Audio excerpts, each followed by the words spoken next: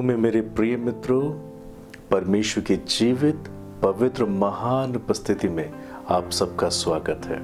मैं आनंदित हूँ एक बार फिर से कि प्रभु ने हमें यह अनुग्रह दिया कि हम आपस में मिलकर प्रभु की संगति कर सके। हाँ प्रियो, बाइबल अगर हम पढ़ते हैं तो वहाँ ऐसा लिखा है, पहला कुरिन्थियों 6 अध्याय उसके 17 पद में, और वो जो प्रभु की संगति में रहता है उसके साथ एक आत्मा हो जाता है।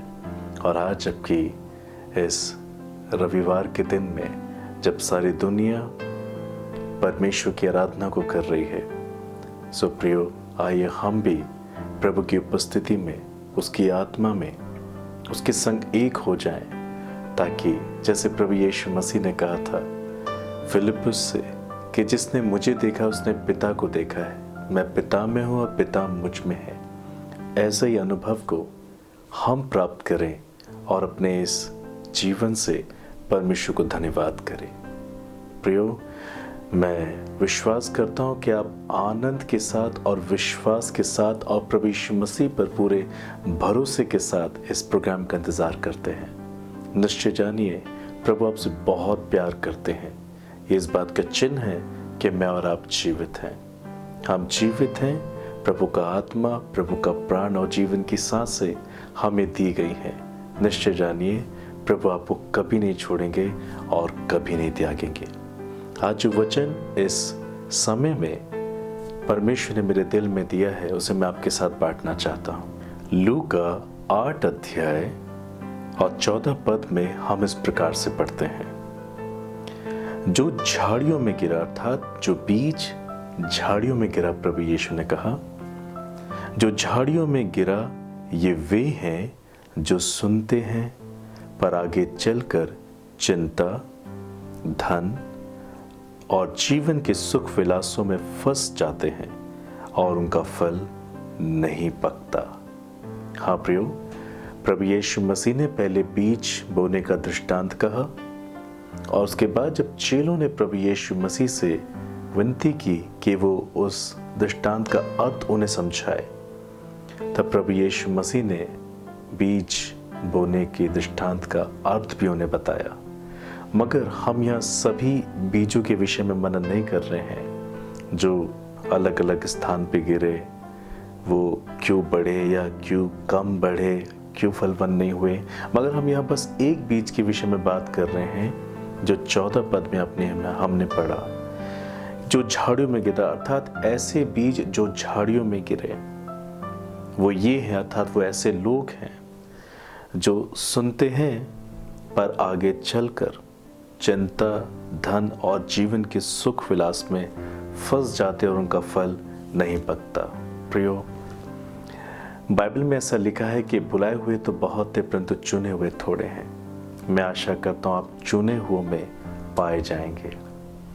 प्रभु यीशु परमेश्वर हमसे अपेक्षा करते हैं कि हम परमेश्वर की बुलाहट को समझें, और परमेश्वर की बुलाहट बाइबल कहती है अटल है। हाँ, जब प्रभु आपको बुलाते हैं तब वो आपको स्वर्ग पहुंचाने तक कभी नहीं छोड़ते। शर्त ये है कि आप अपनी बुलाहट के योग्य चाल चलें, आप अपनी बुलाहट के अनुसार कार्य करें। हाँ प्रियो, और परमेश्वर ने जो बीज प्रभु यीशु मसीह के द्वारा मेरे और आपके जीवन में बोया है, ये ज़रूरी है कि वो बीज फलवंत हो, वो बढ़े हमारे अंदर, उसमें फल आए, ताकि उन फलों के द्वारा हम परमेश्वर की महिमा करें। प्रभु यीशु मसीह लूका 8 अध्याय 14 पद में एक ऐसे बीज की बात कर रहा है, उन मनुष्य की बात कर रहा है जिन्होंने वचन जब सुना तो तुरंत विश्वास के साथ उसे ग्रहण कर लिया। उन्होंने प्रभु यीशु मसीह का इनकार नहीं किया, उन्होंने प्रभु यीशु मसीह को तिरस्कार नहीं किया, मगर जब कभी भी उन्होंने परमेश्वर के वचन को सुना, इजीली उन्होंने अपने दिल में, अपने जीवन में से स्वीकार किया। ये अच्छे लोग हैं। But what the Bible says, आगे हम ऐसा पढ़ते हैं, मगर आगे चलकर, यानी कि जैसे जैसे वो प्रभु यीशु मसीह को पाकर अब जीवन को जीना उन्होंने शुरू किया, आगे चलकर मतलब जब अपने व्यक्तिगत जीवन में, पारिवारिक जीवन में, सामाजिक, आर्थिक और सेवकाई के जीवन में जैसे जैसे वो अब आगे बढ़ रहे थे, वो मसीह बनकर आगे बढ़ रहे थे, तब कुछ हुआ। क्या हुआ? बाइबल बताती है आगे चलकर चिंता और धन में वो फंस गए। प्रियो, ऐसे बहुत सारे लोग हैं इस संसार के अंदर जो अपने जीवन में परमेश्वर के पुत्र पर, यीशु मसीह पर विश्वास करते हैं। ऐसे बहुत सारे लोग हैं जिन्होंने जब कभी भी सुसमाचार सुना, कभी उसका इनकार और तिरस्कार नहीं किया, परंतु विश्वास के साथ और आनंद के साथ उसे अपने जीवन में ग्रहण किया। मगर यह जरूरी है, जब वचन हम अपने जीवन में ग्रहण करते हैं तो क्या वो हमारे जीवन की आखिरी सांस तक हम में बना रहेगा, हम में बढ़ता रहेगा? क्या हम उसमें फलवंत होंगे? ये बहुत जरूरी है कि हम इन बातों पे मनन करें। प्रियो, स्मरण कीजिए, याद कीजिए कि आपने कितने वर्षों पहले या कितने दिन पहले प्रभु यीशु मसीह को अपने दिल में स्वीकार किया था।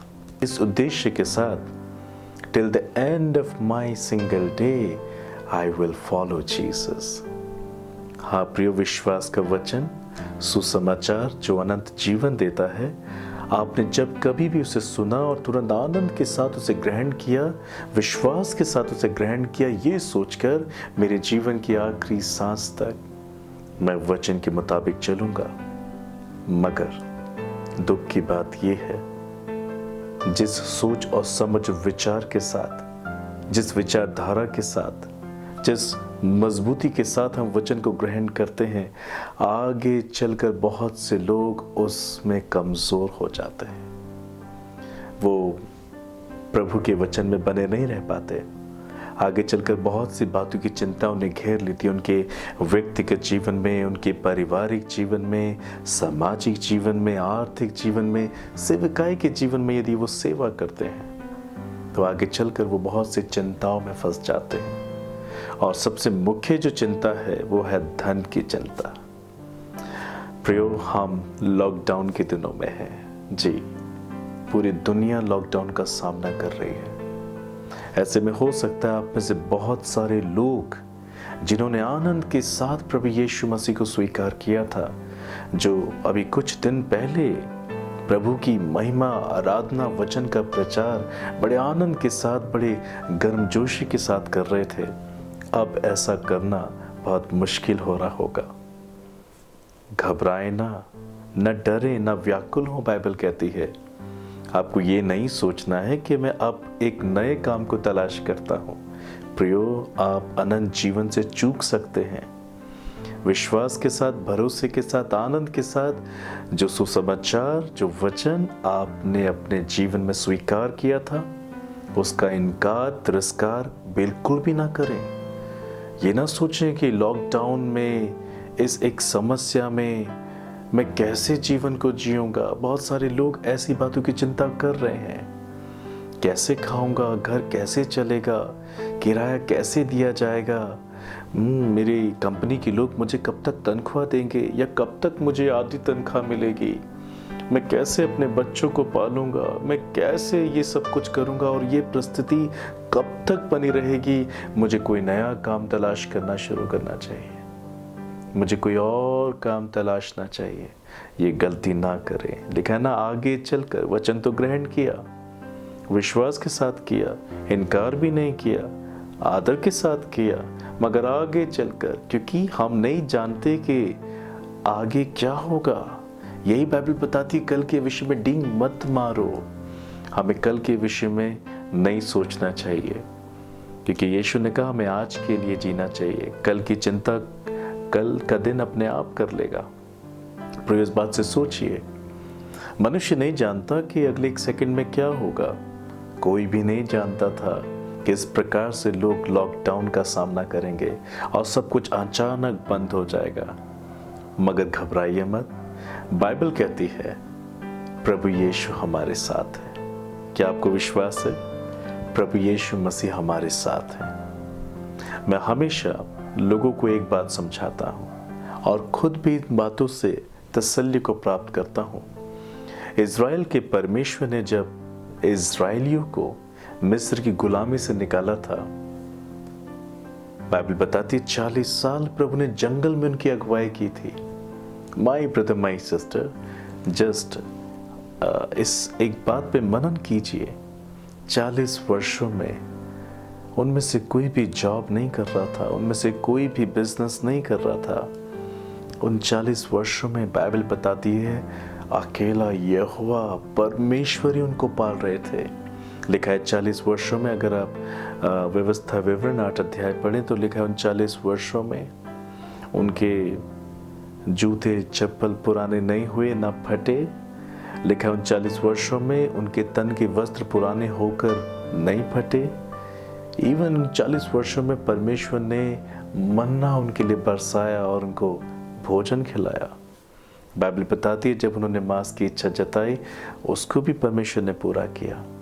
बाइबल कहती है एक स्थान पर उनको कड़वा पानी मिला, परमेश्वर उसे मीठा करके उन्हें पिलाया। बाइबल बताती है एक स्थान पे पानी था ही नहीं, तब परमेश्वर ने चट्टान में से खोद कर उन्हें पानी पिलाया। बाइबल बताती है दिन में बादल के खंभे के रूप में और रात में आग के खंभे के रूप में परमेश्वर उनके आगे आगे चलकर उनका मार्गदर्शन करते थे। इवन बाइबल बताती है जब फिरौन और उसके घुड़सवार इजरायलियों के पीछे पड़े हुए थे और सामने लाल समुद्र था, तो वो स्वयं परमेश्वर ही था जिन्होंने एक अद्भुत आश्चर्य कर्म को कर दिखाया, असंभव को संभव कर दिखाया। लाल समुद्र को, जी हाँ, समुद्र को 2 भागों में बांटकर अपने लोगों के लिए रास्ता बनाया और उन्हें प्रॉमिस लैंड तक पहुंचाया। माय ब्रदर, माय सिस्टर, आप ऐसे ही सोचिए। ये दिन, ये हालात, ये परिस्थितियां आपको डुबो नहीं सकती, आपको परेशान नहीं कर सकती, आपको बर्बाद नहीं कर सकती, because you are a chosen people of God. प्रभु ने आपको चुना है और प्रभु ने जब आपको चुना है तो वो आपसे प्रेम करते हैं, वो आपको कभी नहीं छोड़ेंगे, कभी नहीं त्यागेंगे। तो आप ये ना कहें कि कोई और काम तलाश करना चाहिए या कोई और कुछ सोचना चाहिए जिससे जीवन यापन कर सको। No my brother, no my sister, परमेश्वर आपके लिए पर्याप्त है ना। ये गीत हम गाते हैं ना, तू काफी है, तू काफी है, तू काफी है मेरे लिए। इस गीत को आप गुनगुनाएं हमेशा। परमेश्वर की करुणा आपके जीवन पर आएगी। Only he is everything for us. परमेश्वर ही काफी है हमारे लिए। सो 40 साल में जब वो बिना किसी जॉब और बिजनेस के उनको संभाल सकता है, तो वो आपको क्यों नहीं संभालेगा। My brother, my sister, I bless you in the name of Jesus. मुझे पूरा विश्वास है, आशा, यदि आज आप इस संदेश को स्वीकार करते हैं, आपको प्रभु किसी भी घटी कमी से होके नहीं जाने देंगे। Yes, he has promised with us, he'll never leave you and forsake you। वो आपकी हर एक घटी को पूरा करेगा। इसलिए हम उन लोगों के समान न बने जिन्होंने वचन तो स्वीकार किया मगर आगे चलकर हालातों में, परिस्थिति में फंसकर, धन की चिंता करके अपने जीवन को बर्बाद कर लिया। और यही हमने पढ़ा कि लिखा है आगे चलकर चिंता, धन और जीवन के सुख विलास में फंस जाते हैं। शरीर की इच्छाएं पूरी नहीं कर पाते। बहुत से लोग इन दिनों में बहुत सी बातों की चिंता कर रहे हैं। प्रयोग परमेश्वर ने अब हमें संसारिक रीति से सोचने के लिए नहीं, शारीरिक रीति से सोचने के लिए नहीं, मगर आत्मिक रीति से सोचने के लिए ऐसे समय को दिया है। इसका फायदा उठाइए, इससे मत चूकिए। आप और परमेश्वर के बीच में कोई रुकावट नहीं है। घुटने टेकिए, पुकारिए प्रभु को, बोलिए प्रभु अब मुझे सिर्फ आपसे संतुष्ट होना है। संसारिक बातों से, संसारिक अभिलाषाओं से, शरीर के कामों से, संसार उसकी वस्तु से मैं बहुत सेटिस्फाइड हुआ, बट वो मुझे जीवन नहीं दे सकती, वो चीज़ें मुझे शांति नहीं दे सकती। ऐसे वक्त में जब ये चीज़ें आपके पास नहीं है और आप चाहकर भी नहीं कर सकते, सो आप कैसे अपनी सोल को, अपनी आत्मा को सेटिस्फाइड करेंगे। माय ब्रदर, माय सिस्टर, केवल परमेश्वर ही है जो इस वक्त आपको सेटिस्फाइड कर सकता है। Psalm 63 वर्स 1 में हम ऐसा पढ़ते हैं, केवल परमेश्वर ही है जो प्यासे मन को तृप्त करता है, केवल परमेश्वर ही जो हमें सेटिस्फाइड करता है। हाँ प्रियो, इसलिए आप अपनी जो धुन है परमेश्वर की ओर लगाइए। इन दोनों में अपने उस बीज को, उस वचन को जो प्रभु ने बड़ी करुणा से और मेहनत के साथ क्रूस पे जान दी, आपके अंदर बोया, उसको व्यर्थ मत ठहराइए। विश्वास रखिए, वो आपकी घटी कमी को पूरा करेंगे। प्रियो, ज़्यादातर लोग धन को लेकर परेशान रहते हैं, और मैं जानता हूँ आप में से बहुत सारे लोग की सिर्फ चिंता धन को लेकर होगी। हो सकता है आपको बहुत से लोगों के पेंडिंग बिल्स बहुत से लोगों के पैसे देने होंगे और कुछ पेंडिंग बिल्स देने होंगे। मैं समझ सकता हूँ, क्योंकि परमेश्वर इन बातों को पहले से जानते हैं। मगर विश्वास के साथ, भरोसे के साथ आपको प्रभु को पकड़ लेना है। वो इन दिनों में भी आपकी हर एक घटी कमी पूरी करेंगे। फिलिपियो 4:19 में लिखा है, और मेरा परमेश्वर भी अपने स्वर्ग धन के भंडार से तुम्हारी हर एक घटी को पूरा करेगा, हर एक घटी को पूरा करेगा। इस वचन के अनुसार प्रभु को धन्यवाद दीजिए और प्रार्थना कीजिए, क्योंकि प्रभु ऐसा ही करेंगे। हालेलुया। सो प्रियो, आगे चलकर आप ना गिर जाएं, इस बात का आप ध्यान दें।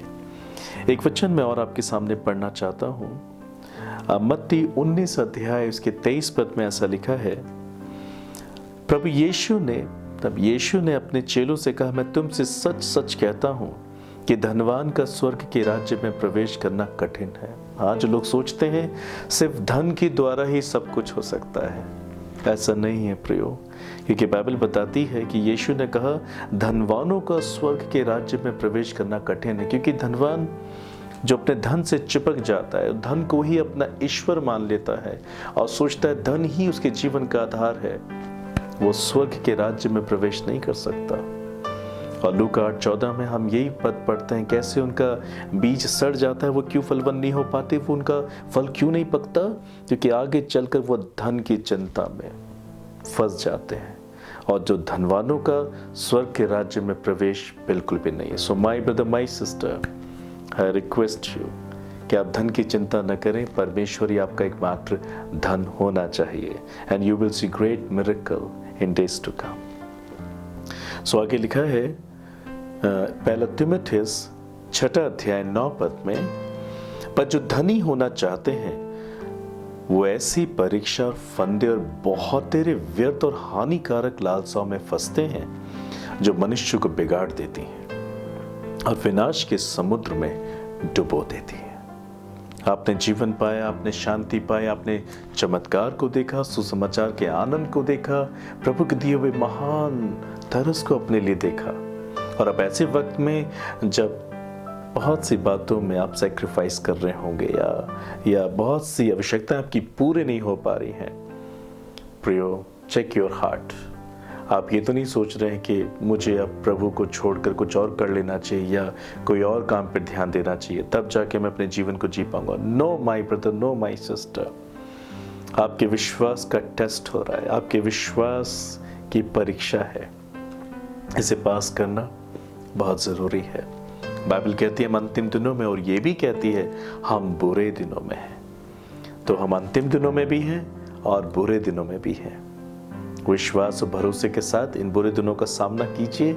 आने वाला जो समय है प्रकाश लेकर आएगा और आपके जीवन में चमत्कारों को देगा।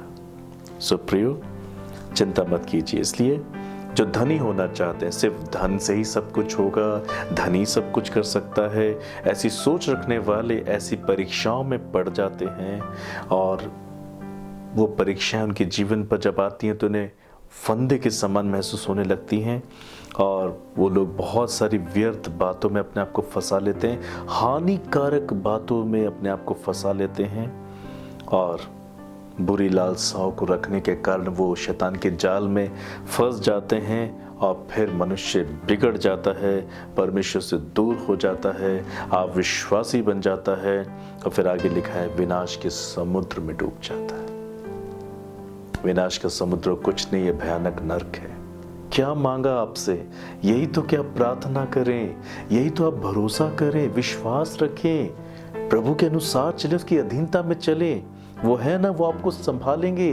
क्यों आप चिंता करते हैं? आपके विश्वास की परीक्षा है।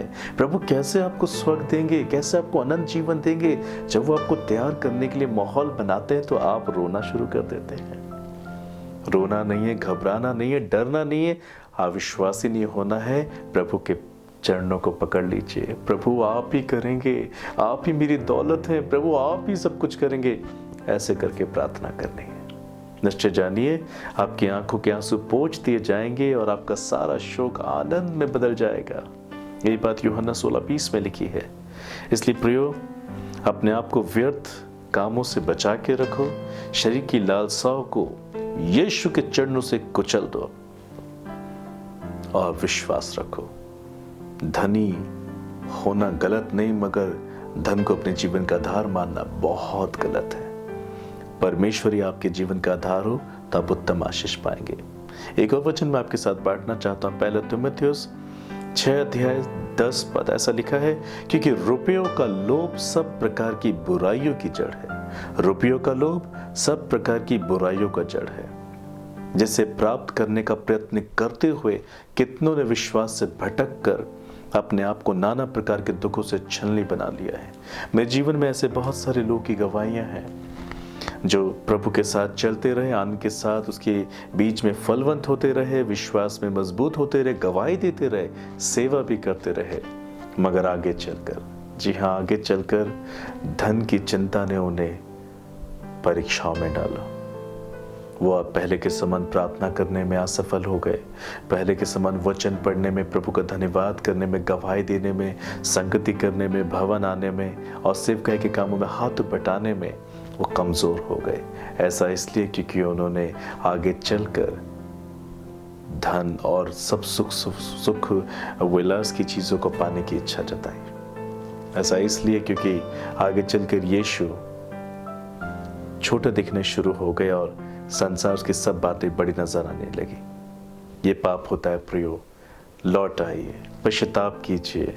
प्रभु आपसे प्रेम करते हैं, वो आपको पालेंगे। माँ के गर्भ में आपको कौन संभाल रहा था? आपकी छोटी छोटी हड्डियां किसने बनाई? अंधेरे में 9 महीने तक आप माँ के गर्भ में थे, कौन संभाल रहा था आपको और आपकी माँ को? परमेश्वर। जी हाँ, बाइबल पढ़ेंगे तो आप समझेंगे कैसे उसने हमें हमारी माँ के गर्भ में रचा और बनाया है। लिखा है, दाऊद कहता है, मैं गुप्त में किस तरह से रचाया गया। हाँ प्रियो, लिखा है बाइबल में, दाऊद कहता है, इससे पहले कि उसके अंग बनाए जाते परमेश्वर की पुस्तक में लिखे हुए थे। मेरे और आपकी सृष्टि परमेश्वर ने की, हमारे अंग इससे पहले कि माँ के गर्भ में बनते प्रभु ने उसका ब्यौरा अपने वचन में दिया था। So he knows you, he loves you so much. So आप चिंता ना करें। पहले तीमुथियुस 6:17 में लिखा है, इस संसार के धनवानों को आज्ञा दे, इस संसार के धनवानों को आज्ञा दे कि वे अभिमानी ना हो और चंचल धन पर आशा ना रखे। अभिमानी ना हो, धन पे अभिमान मत करो। धनवानों को आज्ञा देनी है, क्या आज्ञा देनी है? कि वो चंचल धन पे आशा ना रखे। देखिए, बाइबल बताती है धन का नेचर चंचल है। चंचलता आप समझते हैं कितने भयानक है। ये एक ऐसा मन है जो एक जगह पर स्थिर नहीं रहता, ये उड़ता रहता है। बाइबल बताती है मन में तो असाध्य रोग लगा है, उसको कौन समझ सकता है। और धन का स्वभाव भी ठीक ऐसा ही है। आज मेरे पास, कल आपके पास, परसों न मेरे पास न आपके पास, मगर किसी तीसरे के पास, और उसके बाद उस तीसरे के पास भी नहीं। ऐसी वस्तु पे मन और क्यों लगाना जिसका कोई अपना स्थिर निवास स्थान नहीं है, चंचल है। परमेश्वर इंसान को पालता है और वो ही ठहरने वाले धन को देता है, बाइबल में लिखा है। इसलिए अपनी अकल, अपनी बुद्धि, अपनी समझ का सहारा ना ले, प्रभु पे भरोसा रखें, क्योंकि प्रभु आपकी हर एक घटी को अपने स्वर्गीय भंडार से पूरी करेगा। इसलिए प्रियो, चंचल धन पे आशा ना रखें, परंतु परमेश्वर पर जो हमारे सुख के लिए सब कुछ बहुतायत से देता है। मैं इस पद को फिर से पढ़ना चाहता हूं ताकि आपको याद रहे। पहले तीमुथियुस 6:17 में, इस संसार के धनवानों को आज्ञा दे कि वे अभिमानी ना हो और चंचल धन पर आशा ना रखें, परंतु परमेश्वर पर जो हमारे सुख के लिए, आपके सुख के लिए सब कुछ बहुतायत से देता है। ये परमेश्वर का वचन है और उसका प्रॉमिस है। आप इसे क्लेम कर सकते हैं प्रार्थना में। इसलिए प्रभु आपके साथ हैं, चिंता मत कीजिए। और फिर हम आगे पढ़ते हैं ना, लूका 8 अध्याय 15 पद में, पर अच्छी भूमि में के वे हैं, अच्छा अच्छी भूमि के वचन बीज वो लोग हैं जो वचन सुनकर भले और उत्तम मन में संभाले रहते हैं और धीरज से फल लाते। पेशेंस, धीरज धरना बहुत जरूरी है। बाइबल कहती है कि हम धीरज धरने वालों को धन्य कहते हैं। यू मस्ट हैव पेशेंस, धीरज धरिए। बाइबल कहती है जब समय पूरा हुआ तब परमेश्वर ने अपने इकलौते पुत्र को पृथ्वी पे भेजा। प्रभु यीशु समय से पहले या समय से बाहर नहीं है, right time and on time he came into this world. इसलिए आप चिंता ना करें, घबराएं ना, परमेश्वर आपसे प्रेम करते हैं। आइए आज हम अपनी सारी चिंता, सारी परेशानियां, सारा डर, सारा घबराहट आज यीशु के चरणों पर दे दें। इब्रानी 4:16 में लिखा है कि विश्वास और हियाव के साथ हमें प्रभु के पास आना चाहिए, और जब हम प्रार्थना करते हैं वो हमारी हर एक घटी पूरी करता है। My brother, my sister, God loves you so much. वो आपकी केयर करता है, वो आपको नहीं छोड़ेगा। My brother, my sister, don't be afraid, God is with you, Jesus is with you, he loves you so much. आइए हम प्रार्थना करें। सर्वशक्तिमान दयालु प्रेमी पिता, मैं आपको धन्यवाद करता हूँ मेरे तमाम प्रिय भाई बहनों के लिए जो इस वक्त प्रभु मेरे साथ प्रार्थनाएं कर रहे हैं। मैं उन्हीं के लिए प्रार्थना करता हूँ जो इस वक्त मेरे साथ प्रार्थनाएं कर रहे हैं। स्वामी, बहुत से लोग इन दिनों में परेशान हैं, बहुत सी बातों की चिंता कर रहे हैं। परिवार कैसे चलेगा, मैं किराया कैसे दूंगा, ओ मैं ये किश्त कैसे दूंगा, मैं कैसे घर के राशन को ला पाऊंगा। बहुत सी बातों की चिंता है प्रभु। जो बीमार है वो इस बात की चिंता में है कि वो कैसे दवाइयों का खर्च उठाएंगे। बहुत सी चिंताएं हैं, बहुत से लोग इन बातों में परेशान हैं। But Lord, you are so gracious and so great Lord. प्रभु, आपने वादा किया है कि जगत के अंत तक आप हमारे साथ रहेंगे। हाँ प्रभु, आज मेरे लोगों को आप ये एहसास दिलाएं कि आप इनके साथ हैं। इनकी निराशा आज प्रभु आशा में बदल जाए। इनकी चिंताएं, इनका डर, इनकी घबराहट मैं आपके हाथों में समर्पित करता हूँ। यूहन्ना 14:27 के निमित्त आप इनमें से प्रत्येक को अपने शुद्ध शांति से परिपूर्ण करें। हाँ प्रभु, अपनी समझ का सहारा ये ना लेने पाए। मैं हर एक आत्मिक अंधकार की शक्ति को जो इन्हें मजबूर करती है आपका विरोधी बनने के लिए, ऐसे वक्त में दुष्ट आत्माएं जो इन्हें परेशान करती, भयभीत करती हैं, इन्हें डराती हैं, इनसे बातें करती हैं कि तुम कैसे कर पाओगे, तुम नहीं कर पाओगे। बहुत से लोगों को दुष्ट आत्माएं प्रभु कह रही है कि तुम आत्महत्या कर लो, यही तुम्हारा छुटकारा है, तो इन दिनों को तुम सहन नहीं कर पाओगे। मैं उन लोगों के लिए भी प्रार्थना करता हूं प्रभु कि आप उन सब डरे हुए लोगों पे कृपा करें, क्योंकि आपने हमें डर की आत्मा नहीं दिया, परंतु आपने लेपालकपन की आत्मा हमको दी है। प्रभु, मैं प्रार्थना करता हूं आप इनमें से प्रत्येक के पापों को क्षमा करें जिन्होंने आज का संदेश सुना है और ये आज प्रभु प्रार्थनाएं कर रहे हैं। ये forgive them all Lord। आप इन सब के पापों को क्षमा करें प्रभु यीशु, और अपने लहू से जो आपने इनके लिए क्रूस पर बहाया, इन्हें सर से लेकर पांव के नखून तक धोके शुद्ध कर दें। मैं हर एक आत्मिक अंधकार की शक्ति को, दुष्ट आत्मा को, उसकी आवाज को, उसके विचारों को मैं प्रभु यीशु मसीह के नाम से बांध देता हूँ। सुइसाइड की इविल स्पिरिट को मैं यीशु मसीह के नाम से बांध देता हूँ। हर एक अनक्लीन इविल स्पिरिट को मैं यीशु मसीह के नाम से बांध देता हूँ। डर और घबराहट, चिंता की दुष्ट आत्मा को प्रभु यीशु मसीह के नाम से बांध देता हूँ। बीमार करने वाली आत्मा को, संदेशक भ्रम की आत्मा को प्रभु यीशु मसीह के नाम से बांध देता और आज्ञा देता हूं, दूर हो जाए यीशु मसीह के नाम से। You devil out in the name of Jesus.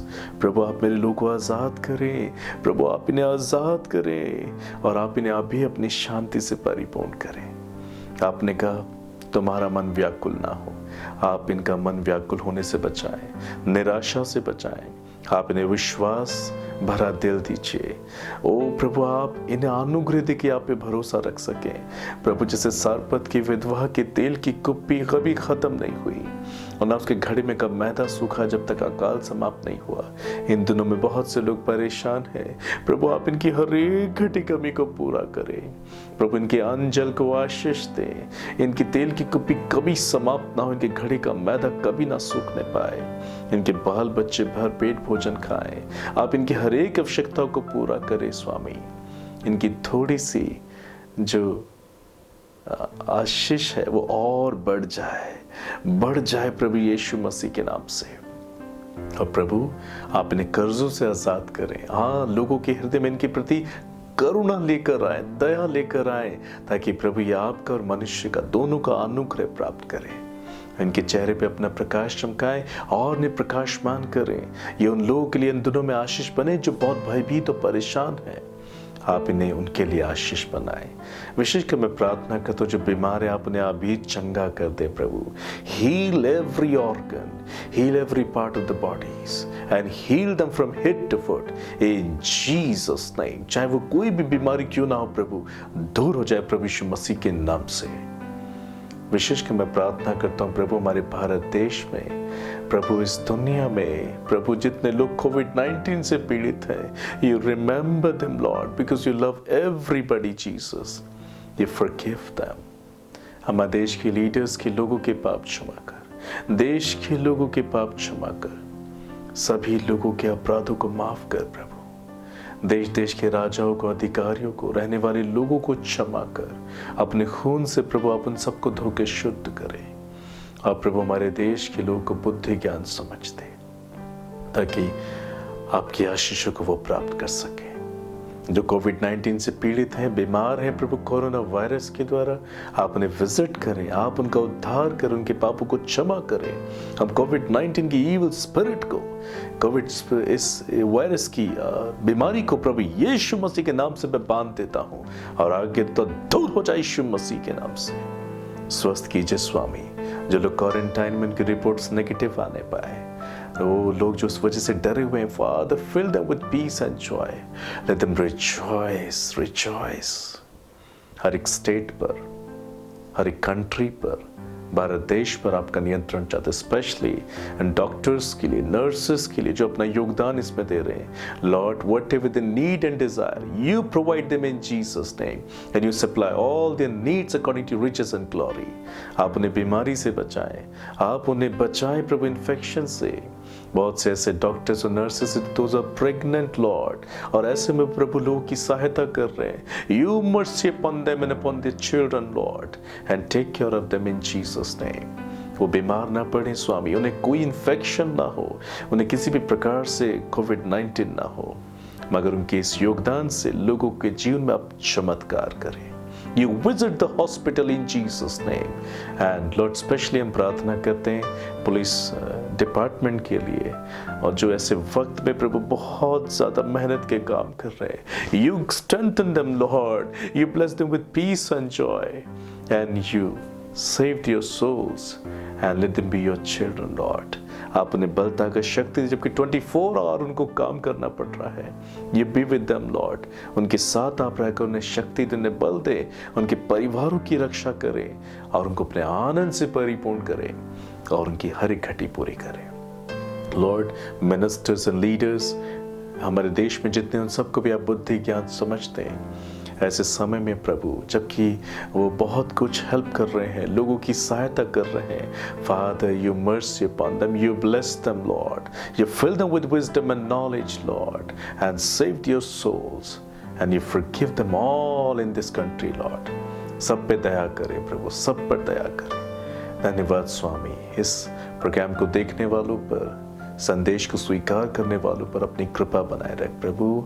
दया कर स्वामी।